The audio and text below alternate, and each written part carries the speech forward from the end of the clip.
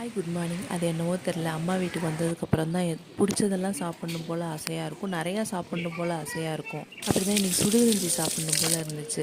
வாரத்தில் ஒரு நாள் எப்படியும் சாப்பிட்ருவோம். சூடாக சாதம் வச்சு அதில் சுடுகஞ்சியை ஊற்றி அதோட துவையல் நிறைய விதவிதமாக வத்தல்லாம் பொரித்து வச்சு சாப்பிட்டா சூப்பராக இருக்கும். மிளகா வத்தல், கொத்தரங்காய் வத்தல், பாவக்காய் வத்தல்னு நிறைய வத்தல் வச்சுருப்பாங்க அம்மா. இப்போ வத்தல் அம்மாட்ட கேட்டேன், வத்தல்லாம் எதுவுமே இல்லை, இந்த மாரி பண்ணணும் அப்படின்னு சொல்லிட்டாங்க. சரி துவையல் மட்டும் அரைச்சி சாப்பிடுவோம் அப்படின்னு சொல்லிட்டு கருவேப்பிலை, கொத்தமல்லி, தேங்காய், புளி, உப்பு எல்லாத்தையும் போட்டு நரபுரம் அரைச்சோன்னா மைய அரைச்சா நல்லாவே இருக்காது. துவையல் ரெடி வச்சு சாப்பிட்டாச்சு.